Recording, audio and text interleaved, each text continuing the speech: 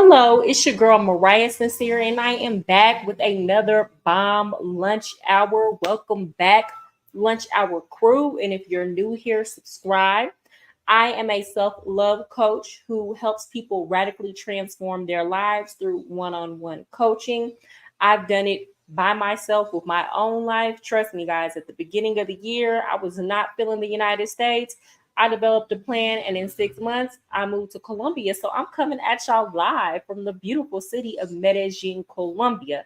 I've been through it all: heartbreaks, trauma, broke, stressed out, everything that you can even think of. So, I've been through the game. I got the game. So if you need any help, hit me up at thepassportsis@gmail.com. You will find that email in the description box. I do one-on-one coaching for a flat rate of $30. So again, if you're just now tuning in, hit the like button. Hey, what's up, 680 ENT? What is up? Good to see you here, brother. How are you? I think we're going to have a good show today. I'm going to say the politics for last. But we are going to get into some things. We are going to get into Hey, Mr. D, how are you today? Good to see you here.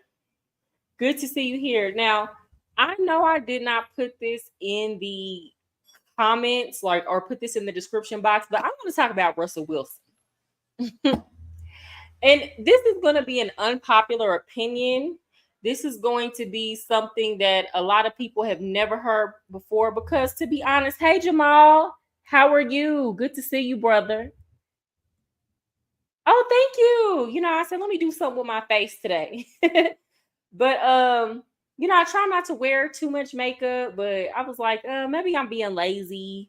Let me do something with myself.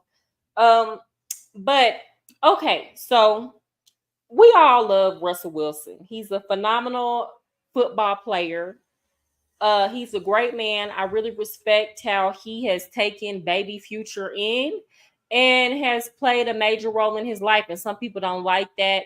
They feel like, once you're a single mom, that you should be considered untouchable and that men shouldn't take you seriously.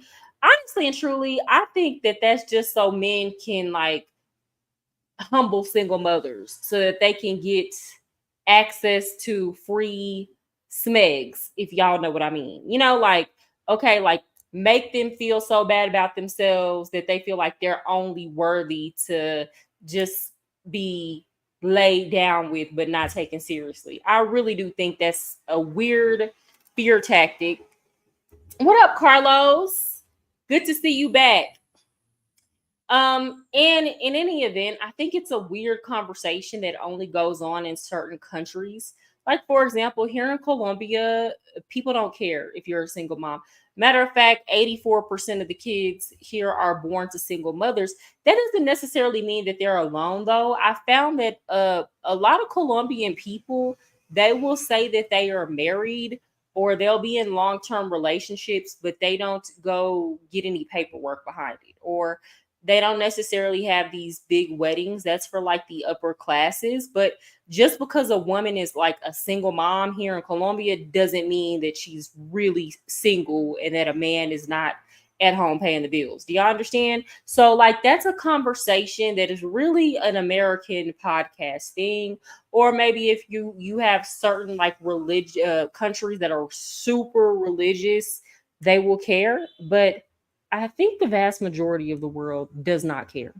But anyway, okay, thank you. Thank you. I did what I could. That's a relatively small sector of men. Do you think it's a relatively small sector of men who care if a woman is a single mom, or do you think it's a relatively small sector of men who don't care? In my personal experience, I've never seen it as a problem in my life, or I've never had somebody tell me to my face that my kid was a problem, nor would I care. That just means you're not for me. And I do believe that if a man is single and he doesn't have any kids, he has every right to say, well, I want to find a woman that doesn't have kids either. So this conversation is not to shame men into dating women that have kids. I think though, as we get older, the conversation changes. Like as people get older and they experience more, as men start having kids themselves, the conversation changes. And honestly, if a man is single with no kids, but he like you, they don't care about them kids. They really don't. Especially if you manage them well, you don't have your hand out, you're not asking them to do everything for the kids. Like if you're handling yours, men don't care. Um, with that said, a lot of people feel like Russell Wilson is a simp, and they feel like he shouldn't have gotten with Sierra because they felt like Sierra had gotten ran through in the industry. Now, personally, I don't see a woman that's been ran through. For example, like we know she dated Bow Wow, we know she dated 50 Cent, and we know she dated Future. That's about it. Like Sierra has not really been tied to that many men. And of course, when a woman is famous, we see who she's dating publicly. She just happened to get with Future, get pregnant, and have a baby. So that just is what it is. It's a small sector of men that do care. I think 30 years ago, there might have been more men opposed to dating single moms, but now I think society has changed. Really, I feel like 30 years ago, like when I think about the single mothers when I was coming up, the majority of them had a man. Like I don't remember this being a topic of discussion as much as it is now, but maybe it was and I just didn't know. I'm single with no kids. I love all my nieces and nephews, as you should. Yeah, but like I said, hey, people have the right to choose for themselves. I just think there's a sector of the internet that pushes a lot of hate. I'm gonna tell y'all, do y'all watch Anton Daniels? He's a YouTuber and he's like a part of the manosphere, but he didn't start off that way. Trust me. He started off like holding men accountable. That was his primary focus. And I don't know if y'all know who Six the Goddess is, but see, now I'm being messy. I might have to chop this up into a clip and post it as a video, but I'm being messy. So, if y'all don't know Six the Goddess, she is a femininity coach and she teaches women how to be in relationship with men, and she talks to women about keeping their looks up and being feminine and things of that nature. But she is a single mom. She had a child really young by a man who was older than her. Well, anyways, her and Anton Daniels were like cool. He had her on the podcast to talk. Like he really was interested in hearing what she had to say, but you could tell he was very flirty. Like you could tell he thought she looked good and she looked good. Six looked good now. I ain't even gonna hold you. Okay. Well, if y'all get off of here and go to her channel and see, she looked good. They were going places together. She was hanging out with him and his wife. But what happened is Anton Daniels started doing weird stuff, talking bad about black women. Then he defended Just Pearl. So she just publicly dissociated from him. Ever since then, that man has been on a rampage against single mothers. And I feel like the conversation around it has just become so volatile. And he's been on major platforms. But I know because I've watched what happened that this is all in retaliation towards Six the Goddess, just cutting him off with no word and never speaking to him again. Anyway, so Russell Wilson, yes, I feel like it's amazing that he stepped up. But let me show y'all something that makes me kind of think he's trying to like sit Sierra down for real. And I don't like this. I don't like it at all.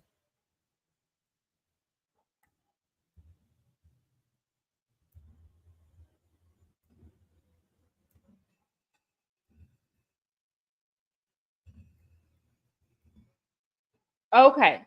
So this was on the Shade Room. Sierra posted a picture looking good. She got thick.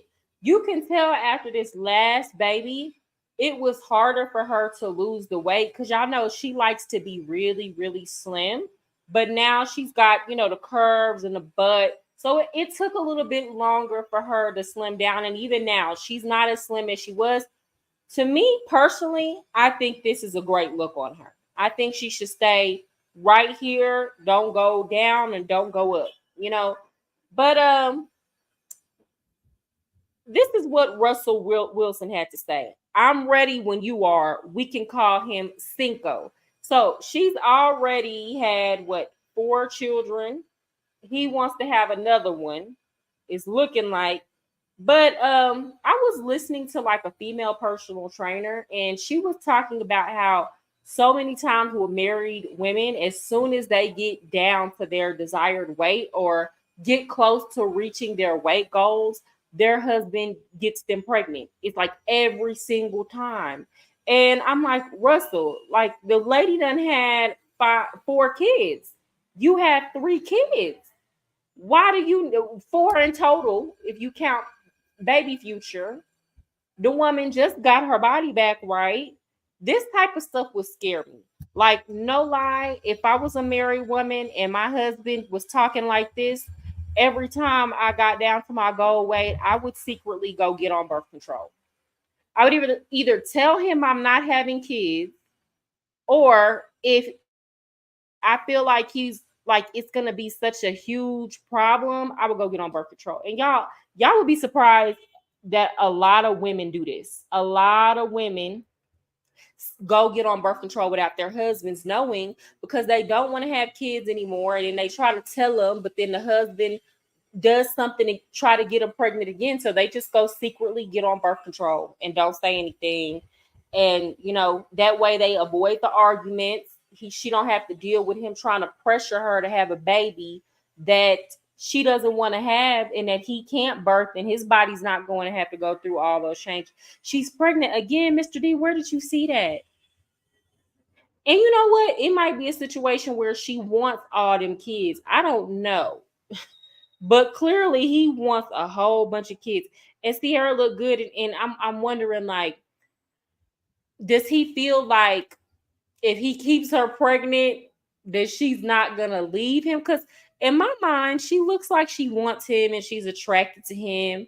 So I don't know. Y'all tell me how y'all feel about that. It's weird. I'm side-eyeing Russell Wilson at this point. But I mean, if that's what she wants to do, then I'm all for it. But if she keeps having these kids because he wants to have these kids, I don't know. That's just a weird situation to be in. Okay, so I'm gonna go to my second topic at hand, which was a title topic. So Nick Cannon. Now, Nick Cannon to me is just so weird and so goofy. And I don't necessarily think he's a bad person. I think there's some weirdness going on. Y'all know he's sick. I feel like he's having all these kids by all these different women for nefarious reasons. People have speculated that he is having all these kids so that he can have options of donors because he is sick. Um, I don't know. We don't know that to be true, but it is clown behavior. It is clown behavior. What if they say high functioning, low vibrational behavior to have all these children by all these different women consciously, right? Especially when all of them are a downgrade from Miss Mariah Carey. With that said, we all know that Mariah Carey was the best that Nick Cannon was ever going to do. And she's the only one in this situation that doesn't look like a clown, because she was the first baby mama and she stepped when she felt like he was just doing too much, right? Um, with that said, Nick Cannon is going to talk about how he felt being with a woman that achieved a certain level of success. And I feel like he is speaking to the mentality of a lot of men who behave oddly and strangely when they are around confident women who are secure. So I'm going to go ahead and put my headphones on.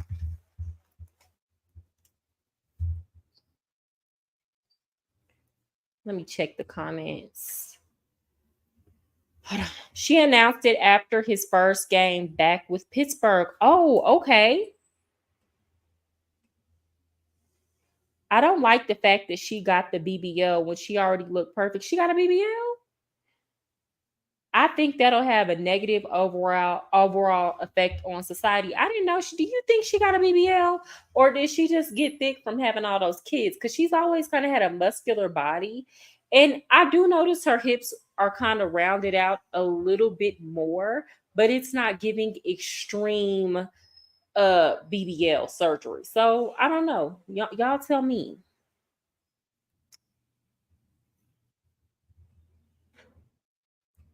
Hold on. With that pressure of who am I? Yeah. Because, you know, I got married in my 20s still, you know what I mean, to the biggest star in the world. And my trajectory was here, and then hers, she's already in a different stratosphere. So, you know, I would lay up at night thinking like, is this who I am? Am I Mariah's man? Yeah. Is that what my life is supposed to be? There's nothing. Okay, let's pause this. So he is correct about the fact that he got with a woman who was a higher caliber than him, right? But with that said, we all knew Nick Cannon before he got with Mariah Carey. By then, he had did Love Don't Cost a Thing. He did a couple of things. We all knew Nick Cannon is the point I'm trying to make. So when Nick Cannon got with Mariah Carey, it was Nick Cannon and Mariah Carey together. What an odd couple. It wasn't, this is Mariah Carey's man. It wasn't the same as like with Simone Biles and her husband, Jonathan Owens, right? Where we didn't know who he was until he got with Simone Biles. Like nobody had even really heard of him. But of course, there are levels to this. Nick Cannon was a household name when he got with Mariah Carey. Was he a megastar like her? No, but the community, the Black community, which has been the only community who has ever cared about anything Nick Cannon is doing, knew him. Okay, so him sitting up talking about, well, is this who I'm supposed to be, Mariah Carey's man? Well, that's all a matter of perspective, because it's on you if you get with the woman that has money and riches and you stop hustling and continuing to make a name for yourself.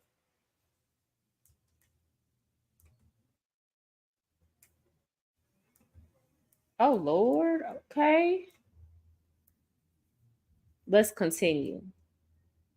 Wrong with it. I understand it though. Like, you know, it's like, and I got really comfortable in it. She got islands, and I'm waking up at noon, and people bringing me steaks on a platter, and I'm like, this ain't. You had to be a different version hustler. of yourself. Yeah, exactly. this like, ain't the kid. I can't go provide. I can't go hunt. That's who I am. I want to hunt. But and then when you have children, and okay, again, I understand what he's saying. I feel like initially, especially if you're with a woman who like she wants to chill, she might want to lay up with you when she got all this money and access to resources. I can understand why it would make a man or anybody just feel kind of sluggish and lazy, right? But at the end of the day, you got to be self-motivated, right? You got to be self-motivated enough to go get it, even when you feel like you have everything about you, like everything at your disposal. That's where you put your foot down as a man and say, baby, I gotta go get this money, or I gotta go continue to work on what I'm working on. That doesn't mean y'all can't be in a relationship. But again, this comes down to a lot of men just being way too insecure and to handle being with a woman like Mariah Carey. And like, people can say what they want to say about Shira 7. There are certainly things that she says that I disagree with, and I don't necessarily live that lifestyle that she promotes. However, she has said that like men are just naturally, like we try to make it seem like men are naturally providers and protectors, but if you put men in a situation where they get comfortable, they get all the way comfortable. So if it's so natural to them, then why is it so hard to do, right? Why is it so easy to stray off of that path? If something is in your nature, it's something that you just do regardless.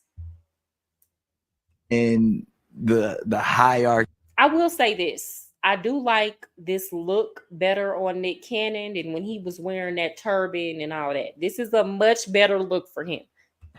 Of just your man is like, wait, I can't I'm carrying a purse, the diaper bag, you know. I'm standing on the corner, I'm like, wait, you know, like she rocking being all the alpha that. Well, by the way, she deserves it. By the way. And she did. I believe she needs a dude like that. Yeah, I'm just not that dude, you know. And her and I never had problems. Yeah, never argued, never even with me struggling in this space. Yeah. She was like, she's so understanding and so evolved and lives in her own world. That's the thing. When someone has their own world, like you said, their own scope, their own bubble, and you got to be a participant in that. You know what I mean? Like I'm main character. So y'all hear him saying, because a lot of people will say women like this will try to talk down to you or emasculate you or stunt on you because they have more money. But y'all hear Nick saying they never argued. She was cool, and she gives those vibes. Mariah Carey is an Aries, and I'm a Gemini. I love Aries women because they're so playful. They're so fun. And if y'all ever just listen to Mariah Carey, she's still really young at heart. Like they have that childlike spirit. And Geminis can rock with that because we're the kids of the zodiac, right? But at the same time, they're hustlers. They handle their business and they stand up for themselves. They don't start none, but they will stand up for themselves. But for the most part, they're really cool, balanced people to be around.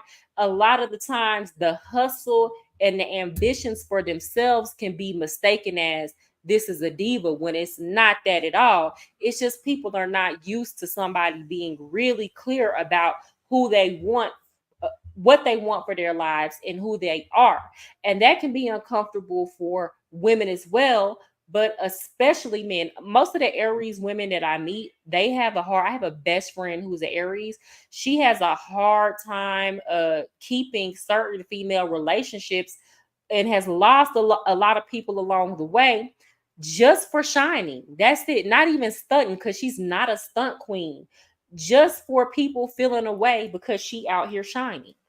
And I haven't necessarily had the same problems because Gemini, we're friendly and we're sociable. We don't really make friends. We don't really let people in though. You understand? So I don't lose a lot of friends because it took a lot for you to get through the door anyway. So once you're my friend, you're my friend. But Aries people are just very sociable and kind. He said she got islands and he was waking up at 12 eating steaks on a platter. I'm like, I'm struggling to see the problem here, honestly and truly. Humanity has changed. Roles have reversed. Men and women are off course from their true nature. I don't think, Mr. D, I'm going to disagree with you on that. I think that is a myth that men are natural protectors and providers. I don't. I think it's natural for men to want to go out and be in the wild and getting into trouble and going to war and just doing foolishness.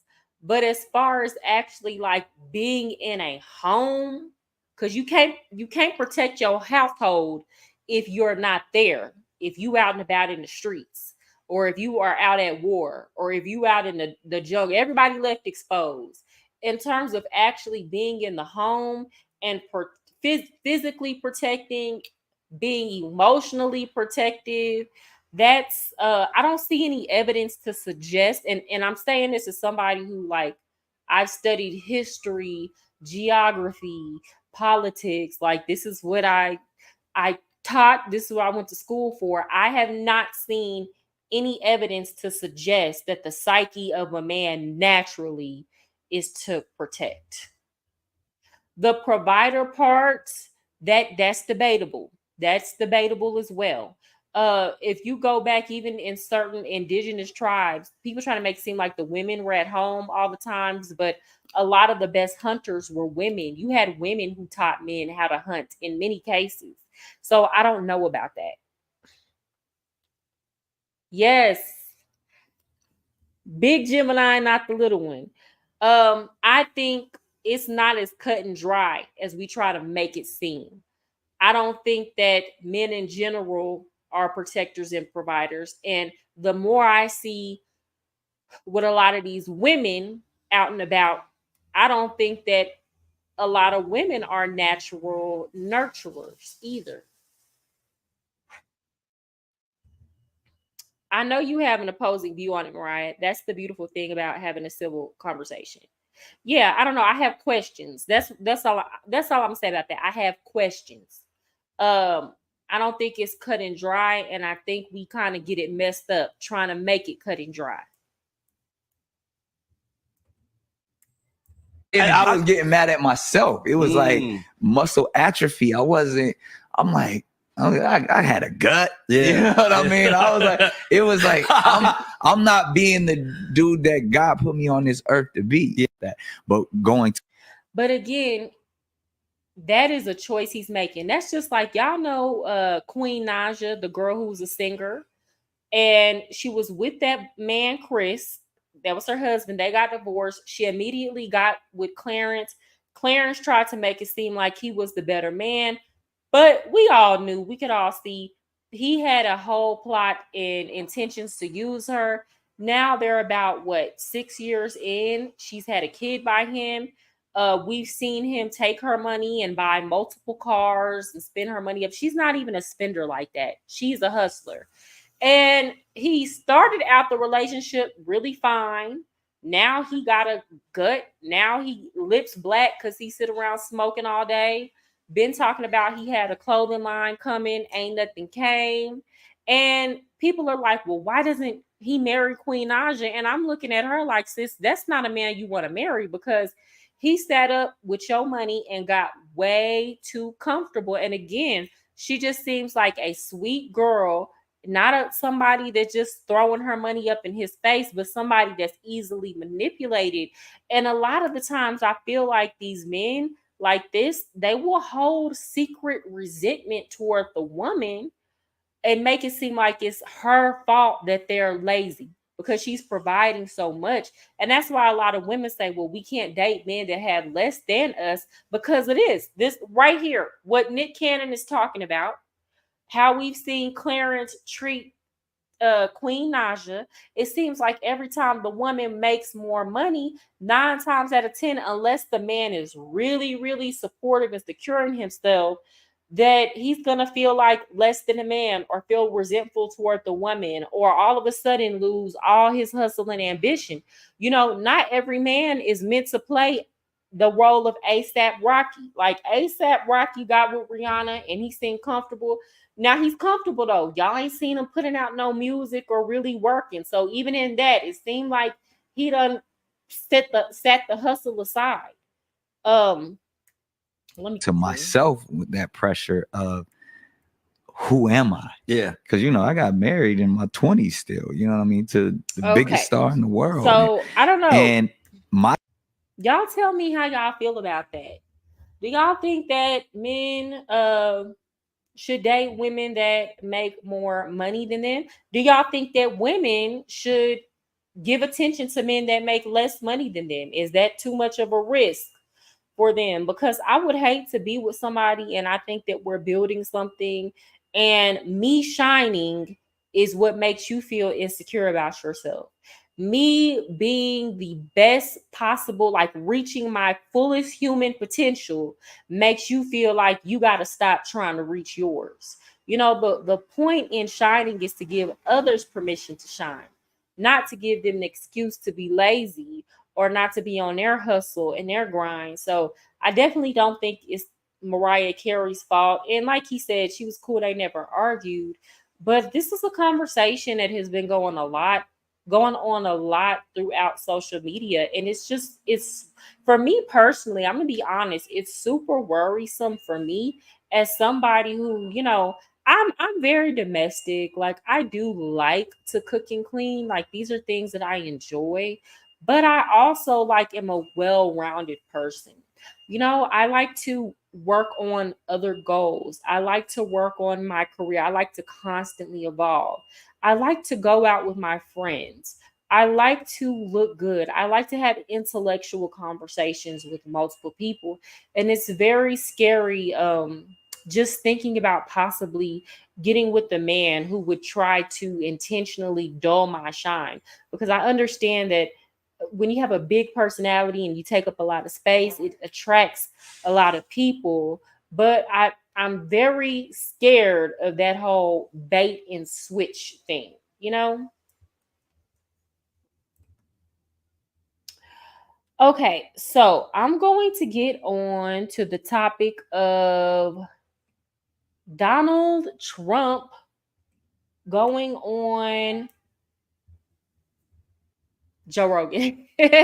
Now, I know a lot of people have different feelings and opinions about Joe Rogan. I personally have been watching Joe Rogan for years now. Um, and I love his podcast. There is a reason why he is the biggest podcaster in the world. This man is masterful at how he asks questions, how he listens, how he can play devil's advocate, how he guides the flow of a conversation. And like he's a masterful interviewer, but at the same time, you always hear the wonder in his questions. Like he's genuinely trying to learn. He's not interviewing people with an agenda. He's really in search of truth and knowledge. And a lot of people don't like Joe Rogan who've never watched him. So I remember, what was that? Maybe 4 years ago. Was that during the 2020 election? There was some clips cut up, put together, where they basically tried to make it seem like Joe Rogan was a racist. And in all the clips, he was saying the N word with the hard ER. Now, I watched every one of those podcasts, and me as a, biracial person, black person, however you feel about it, and you want to identify me, it's cool. I don't care. I grew up around my mother's side of the family that I grew up around is black. Okay. I personally never got offended by anything that Joe Rogan said because I always heard it within context. So I knew that he was not calling black people the N word or referring to us as that. A lot of the times it would be with him giving an example of something or telling a story or just repeating what he heard another comedian said. And his whole thing was, we're not children, we're adults. This is the word. I'm going to say the whole word, right?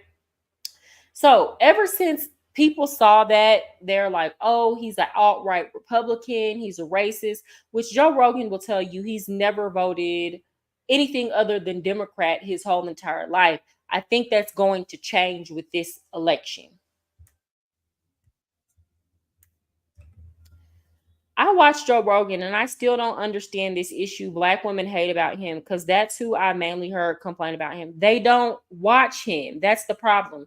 They listen to all these clips that the mainstream media puts out and they lie. For example, when Joe Rogan during the C19 went on his podcast and said he got sick and he took ivermectin, and CNN got on the news and was like, yes, he's promoting taking horse dewormer, when there is a human form of the drug that is often prescribed that he took from a doctor, but they were being intellectually dishonest, right? So there have been so many clips because, again, this is a man who he tries to see everything from every angle and perspective. So what they do is they take clips of viewpoints that Black women might not agree with, and they put it all over the internet. And instead of them saying, well, let me just go listen to his podcast, they take that and run with it. So I feel like if you don't like Joe Rogan, you're probably the problem. You know what I'm saying? Because he's so unproblematic and he's so willing to listen. I'm not just saying that because I like him as a person. I'm saying that because I also am an open-minded person who likes to listen and get the knowledge. So you have a problem with somebody unbiasedly searching for knowledge, then you are the problem because you are the one who is indoctrinated, period. So anyway, we had been hearing for the past couple weeks that Trump was going to go on Rogan. Now, if y'all don't know, they kind of had a little bit of a checkered past, because I remember during the last election, Trump wanted to go on Rogan, but he told Joe Rogan that like he was only going to sit down and do an hour. And Joe Rogan, y'all know he don't play that. He was like, no, like you're not going to dictate the terms of my podcast. You can either come on here and anything is up for grabs and we can talk for as long as I want to talk to you, or I'm not going to have you on at all. Right? Because he doesn't need it. He doesn't need a presidential candidate to come boost him. Right? People stop paying attention to context due to short attention spans. Clips is the way for people passing judgment without context. Shaking my head. Well, yeah, that's true. And I feel like you got to be able to balance it, because I understand sometimes you're not able to watch like an entire podcast, right? But at the very least, like go try to like be able to recognize when something is just chopped up. So for example, the video that they put out of Rogan, it was just him saying the N-word just several times in a row. There was no context to any of it. It's just N-word, switch scene, N-word, switch scene. So like in my mind, I'm like, that would lead me to go see what this person was talking about. At least for like 5 minutes, I want to know what you were talking about. But people want to be angry. People want to be upset. That's the problem. We live in outrage culture where everybody is really, this is the problem. Everybody is really miserable and upset with themselves and don't like themselves for certain reasons. And instead of them focusing the internal work, they spend a lot of time trying to find things to be angry about. Right. So as soon as you feed that in them, they just take it and absolutely run with it. Right. Without giving it proper dissection. So Joe Rogan's like, nah, I'm not having you on. You're not dictating the terms of my podcast. Point blank, period. Now, something told me that Trump was going to be on Rogan this time around. And the reason why is because they kept doing stuff like, so for example, they put out, Joe Rogan did a podcast and he was basically talking about how like trash he thinks Kamala Harris is. Shout out to Jamal. How trash he thinks she is. And they took that same interview on CNN and cut it up. And by the time they put it together and they put it on CNN, they made it look like Joe Rogan said that Kamala Harris is a good candidate and she's going to win, which is crazy because if you watched it, you're like that couldn't be anything further from the truth. Like this man does not like this woman and does not agree with how she became the nominee, right? So he's suing CNN right now for that. But I knew once they did that Joe was gonna have Trump on. Like they had done so much to piss him off that I feel like whereas before he didn't necessarily like Trump, he was open to listening to what he had to say, right? So I'm gonna play some of the interview and we're gonna talk about it. But I will say this, whether or not like I don't care who y'all are gonna go vote for, because to be honest, I don't live in the United States anymore. And I don't see myself ever moving back. And I feel like the situation, unless we can get somebody in there that is strong enough to resist the pulls of all these other voices and all these people that manipulate behind the scenes, unless we can get somebody like that in office, I don't think it's headed in the right direction. And to be honest, whereas I'll give y'all my opinions as we watch this interview. But I definitely feel like though if Kamala Harris gets voted into office, then things are only going to get worse for the American people economically. I will say that.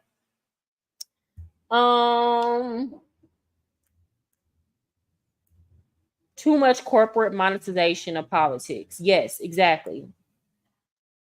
So I'm going to pull up the interview. Y'all give me a second. And it's so crazy because Joe Rogan couldn't even conduct this podcast how he normally conducts it, because they didn't want. Normally, he has Jamie pulling up things and fact checking things and pulling up videos of things people said on the spot, but they couldn't even do that because they were like, we're not even going to give them a reason to demonetize us or to pull the video off the internet.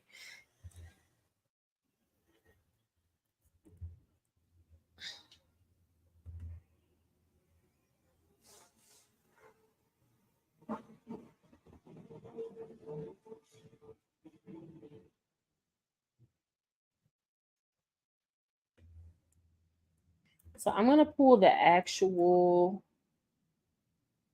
interview.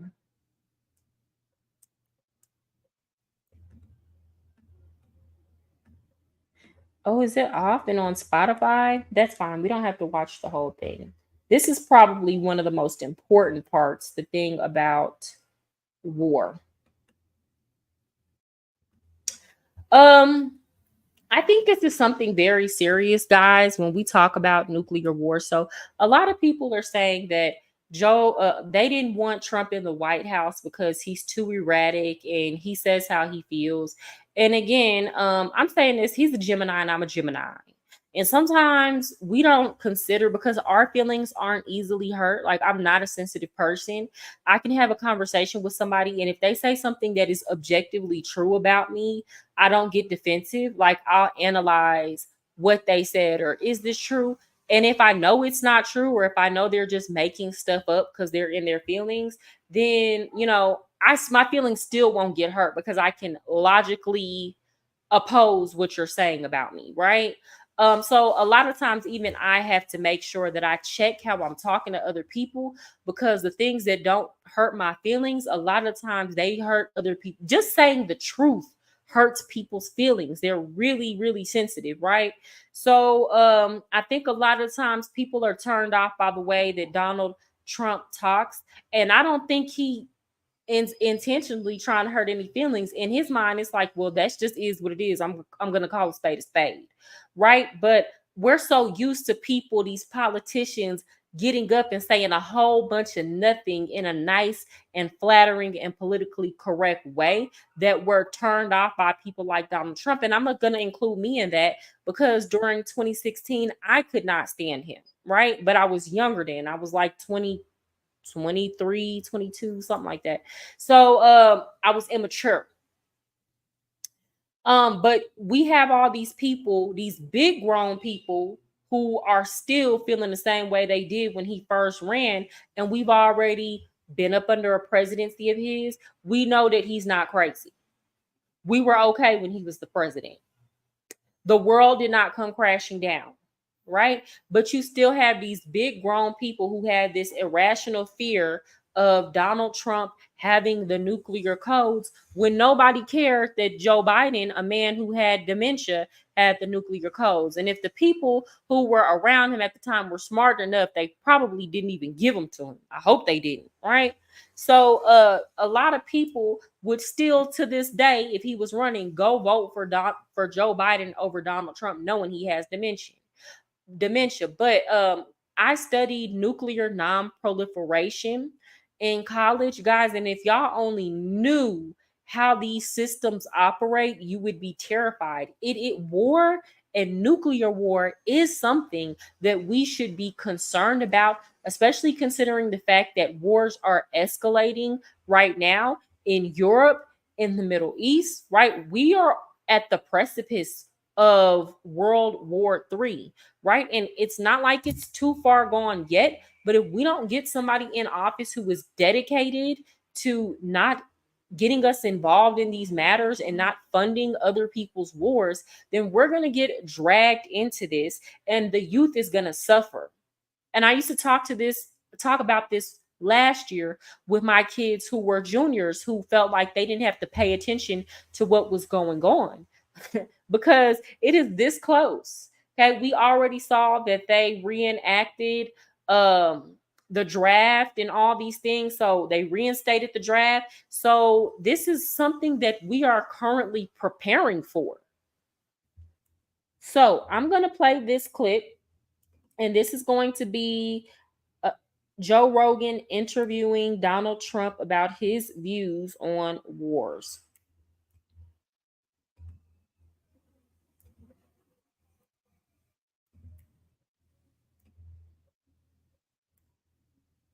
ClickUp is an all-in-one productivity software where you can manage everything and anything related to your The Joe Rogan Experience.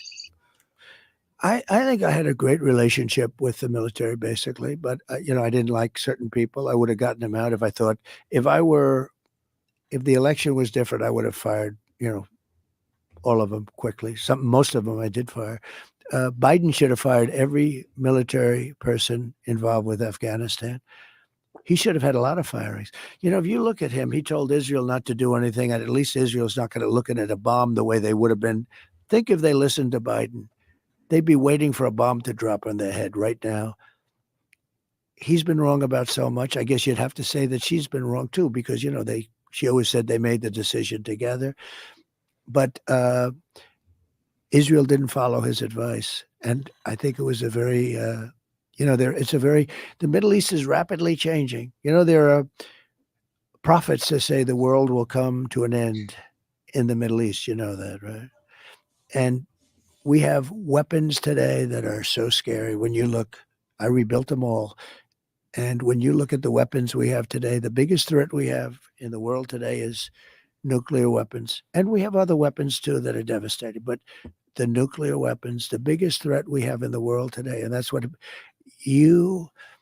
I was talking about de-escalation with both China and Russia. I'm telling you, we were going to de-escalate. They were going to de-escalate. You got to be careful. It's a little tricky playing with them. And y'all know what really pisses me off? I think that the Democratic Party used to be the party that was against war at some point. But it was like all of a sudden when Trump became president and they didn't like him, we're supposed to beef with Russia. Like we're supposed to get into it with them now. Why? That is not first of all, the Russians ain't no punk. And if you know anything about US history, they are the primary reason why World War II was won against Germany. Okay.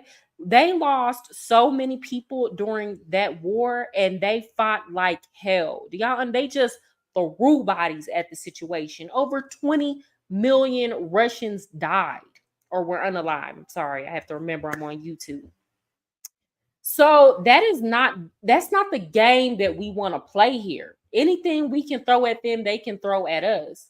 So it was like when he became president, it was such this problem that him and Putin were buddy. They need to be. It's like, do y'all want to live here? Do y'all want a future? Do y'all want a world?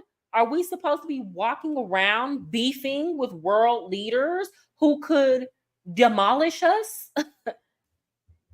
Because they say we're going to do it and they don't do it, maybe.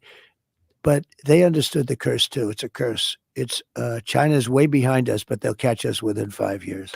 So let's imagine, let's say you win in November. What do you do differently, and how do you change this course that it seems we are on for World War III? How do you get us out of Ukraine? How do you stop what's going on in the Middle East? How do you put a stop to this? Well, it's a very to me, it's an easy question because I think I can do it easily, but it's a complex question in the sense that the times change. Every day changes. Who's winning? Who's not winning? I mean, Russia's a war machine. Whether you like it or not, it just grinds along. You speak to people like Viktor Orban, he'll tell you it's just a big, fat war machine. And that's what's happening. You look at what's happened to Ukraine. And I wish that people really knew the history of Russia and the Soviet Union. I mean, we could, for all of our critiques of Stalin and their communist revolution that was overtaken by people who wanted to be dictators and totalitarianists, right? They went from being poor to being a world power that was on par to compete, that competed with us, right? Within a matter of 45 years. So, like I said, Russia is a country with a rich and deep history, and they deserve they deserve respect.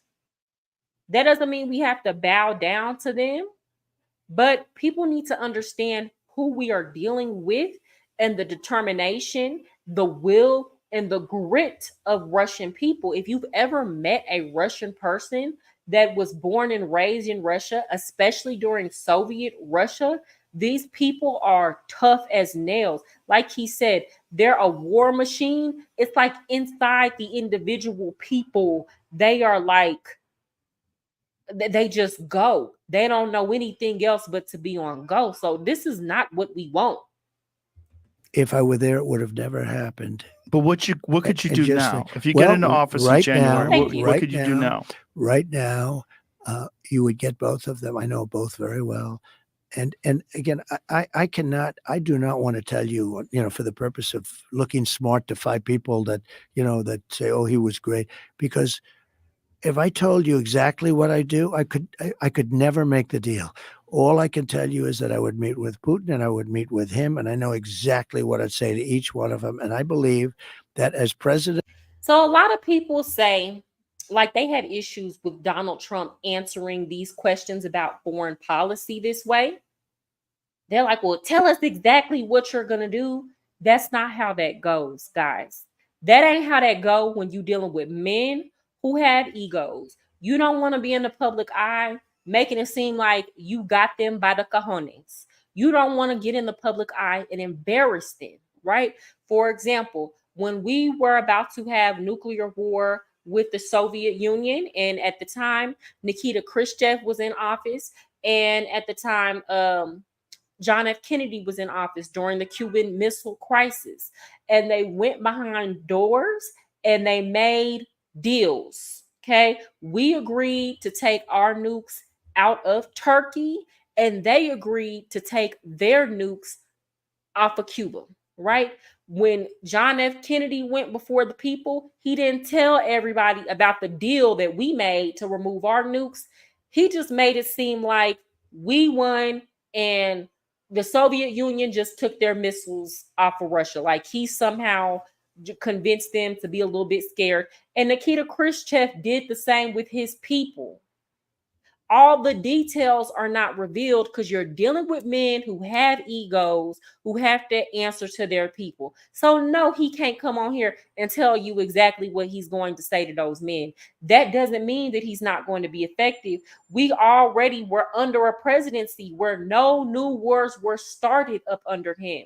So we know that at the very least, this man is competent enough to deal with foreign policy, enough to not F everything up. We have receipts on that. We know that in this current administration, wars have gotten worse. Things have gotten worse globally. Elect, I would get that war stopped and stopped fast. We have tremendous power in the United States if you know how to use the power. I stopped other wars just by the use of tariffs. I got Macron of France. Good guy's like a friend of mine, but he's a wise guy. Oh, I want to talk about that, Jamal. And I try not to come on here and talk politics too much, but I'm going to talk about it today because this interview cannot go ignored. Now, with the whole NATO thing, under Donald Trump, all that was shut down. All that talking about the Ukraine joining NATO and us moving closer to the Russian border, all of that was put to a halt. Do y'all understand? Because the Russians have been warning us for a decade. If y'all continue to try to move in on the Ukraine, if these talks continue, we are going to invade. This wasn't just something they randomly did. This is something that you can find videos from decades, almost 20 years ago, of the Russians saying, keep playing with us. We're not going to have it. This is the case where we messed around and we found out.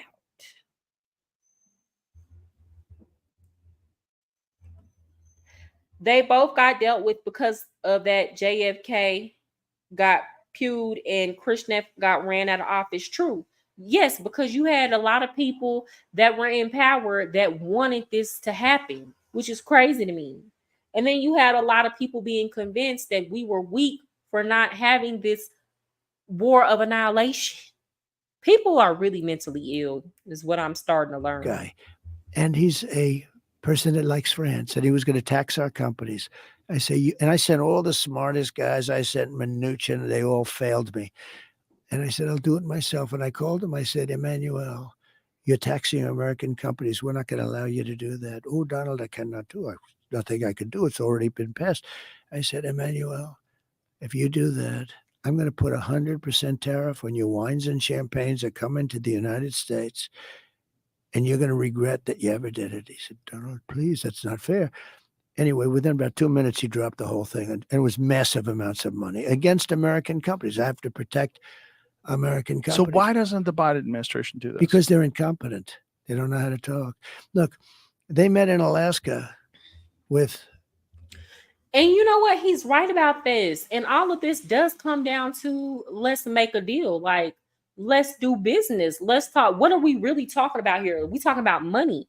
Okay, so we're going to talk about money. Let's talk about money. Right? And once you start hitting people in their pockets, they behave differently. Once you start telling them, okay, well, we can do it too, they behave a lot differently. And the thing about Donald Trump is he's a Gemini. Again, I'm going to go back to this, because people like to make that seem like a bad thing, but Gemini study people. Gemini know what you're about to do before you even do it. And we already have a plan on how we're going to react in every situation. We done mapped it out. So you can't really surprise us. We're not easily excitable and surprisable people because we've already read you and know what you're capable of within a couple minutes of meeting you. So we already know how to handle you, right? So that is actually a good thing about Donald Trump. It's not a bad thing, right? But another good thing is Geminis know how to talk to people, right? If a Gemini want to have the art of finesse, they can finesse. If a Gemini want to speak your language, they can speak your language. That is a strength of his. The Chinese. And the Chinese lectured them about how badly we treat people, right? Okay? I mean, think of it. You remember that? It was like in America. They didn't talk to me that way. They respected me. They respected our country. They don't respect our country. They don't respect Biden. They don't respect her.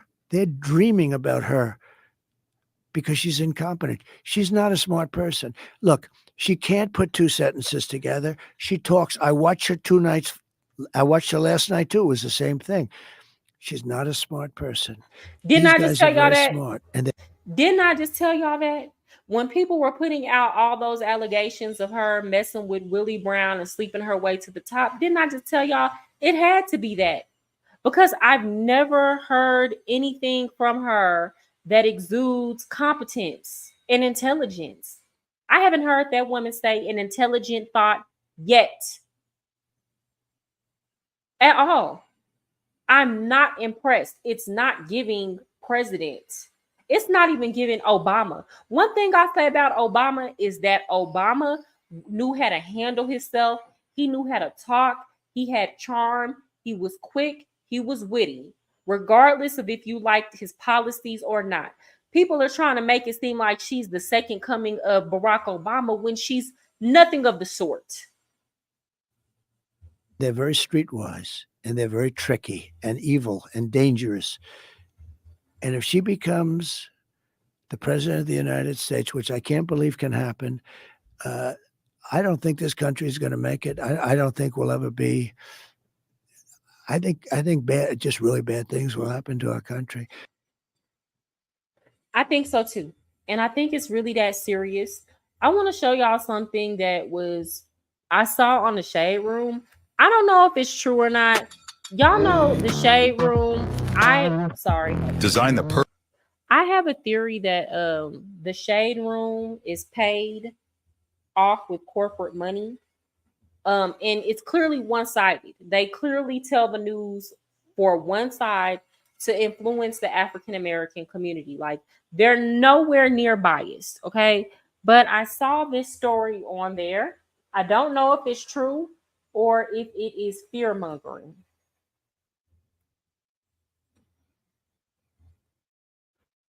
So apparently there have been ballot boxes set on fire across the state. So I'm going to share this. Now, me personally, I'm going to tell y'all, I have an issue with mail-in ballots. I don't think they should be allowed. Too many problems.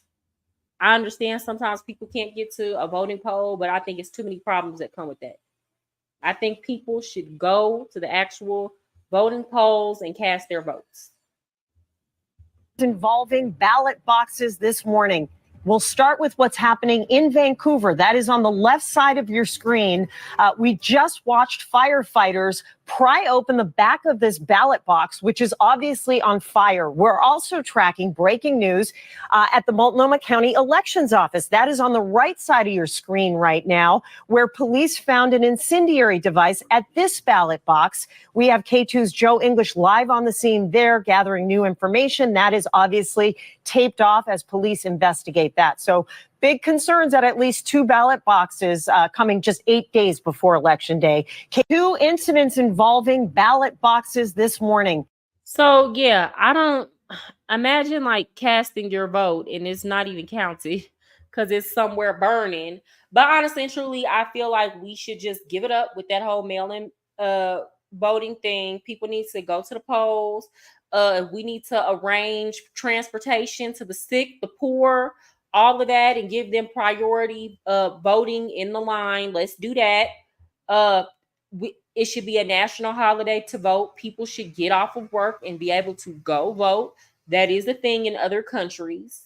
And we need to provide resources for them to be able to physically go and vote. Okay. Unless you live in another country, we have way too many resources in the United States for people to not be able to make it to a ballot and for votes to just be sitting in ballot boxes that can easily be set on fire. Because what? Okay. But yeah, this is interesting. We're drawing nearer and nearer to Election Day. I'm interested to see what happens. Honestly and truly, guys, you can tell that something is different. You can tell that the American people are truly fed up. I think that if Trump wins, we will see people will be angry, they will be upset, they will be in their feelings.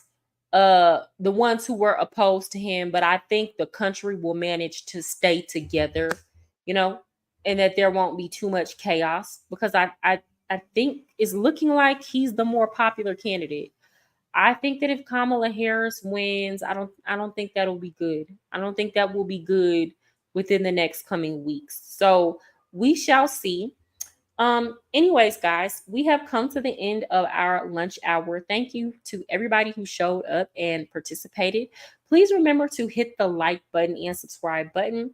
Also, remember that I am a self-love coach who specializes in helping people radically transform their lives. So if you want to do some one-on-one coaching, go to my description box and just shoot me an email. We can set up a time.